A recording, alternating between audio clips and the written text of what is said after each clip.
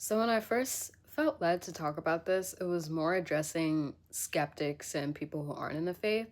But now that I've kind of sat with this a little bit, I realized that this is actually a really important conversation for us in the faith to talk about as well. Ironically, I don't know the verse for this, but it says something in the New Testament somewhere about how we should have nothing to do with arguments about genealogy and all that kind of stuff.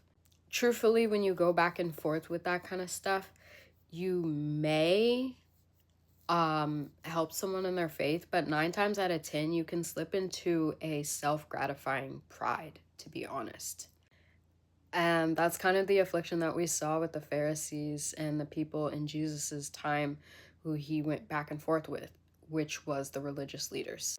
So it's a fair question to wonder if the Old Testament God, or to say, or to conclude that the Old Testament God is kind of a contradiction of the New Testament God.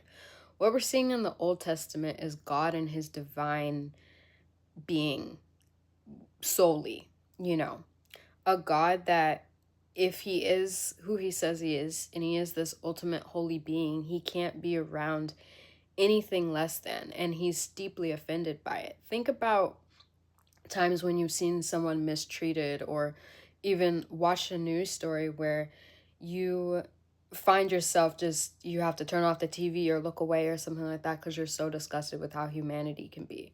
Now imagine if you've written the rules for what actually is morality, how much more of an offense it would be to see how someone's treated. That's essentially their character of God. That's why he you know was to a degree continues to be offended by us and what we do to one another.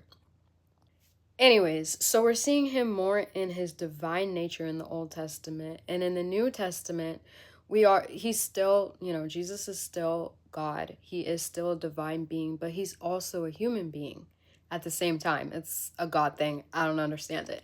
But with that, we're seeing him relate to and be amongst humans, and we're seeing his more, honestly, his more compassionate side. So instead of it being like two different beings, we're seeing one side of God and then the other side of God, if that makes sense.